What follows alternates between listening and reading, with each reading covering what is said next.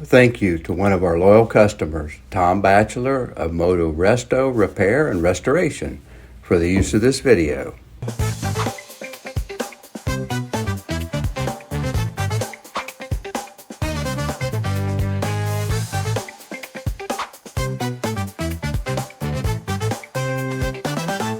Use the red rubber grease, putting a light coat on the seals before insertion in the caliper. Now insert the seal into the caliper groove. The grease will help the seals stay in place in the caliper groove. Use your finger to make sure it sits properly seated in the groove.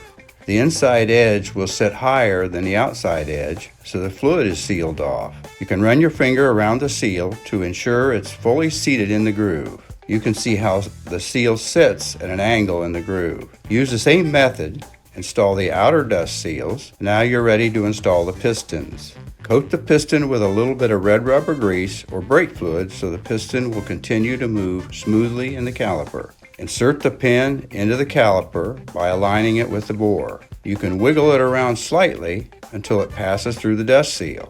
It will be guided as you push it through the pressure seal. Follow the same procedure for inserting the second piston. Clean the shims and the caliper pins that hold the pads in place.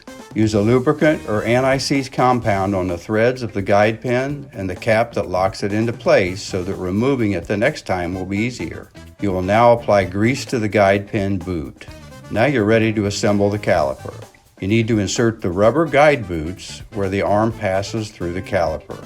Apply red rubber grease to the rubber boot and to the opening to make the insertion easier. If needed, you can use a wooden coffee stirrer or other blunt tool to help with insertion. Wipe off the excess grease when you're finished. If you fit the arm into the caliper without the rubber boot, you can see why it's necessary to help eliminate vibration and provide dampening. Now insert the rubber guide boot where the arm attaches. The boot allows the arm pin to be guided smoothly. Now insert the anti-vibration clips. One goes in the caliper, the other goes in the arm. The first fits with the clips and will only go in one way.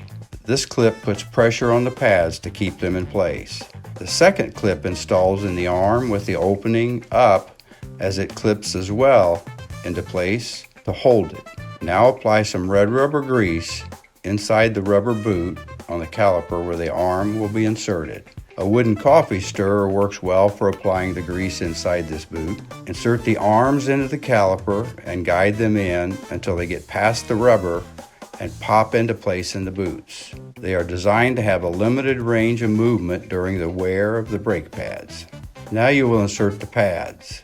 Clean your hands as not to get grease on the pad surface. This is where the pin comes in.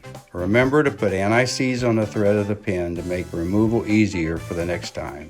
Put the inside pad in first, then the outer pad, and make sure they're in proper position. Put a little grease on the barrel of the pin. You can now press down on the pads, compressing the clip slightly, and insert the pin. Don't forget the anti-seize. You can see a close-up of the tab showing how the clip holds the pad aligned, not just for anti-vibration.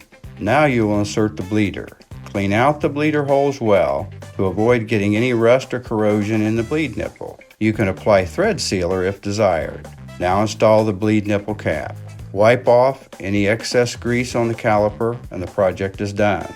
Your caliper is ready for installation on the bike.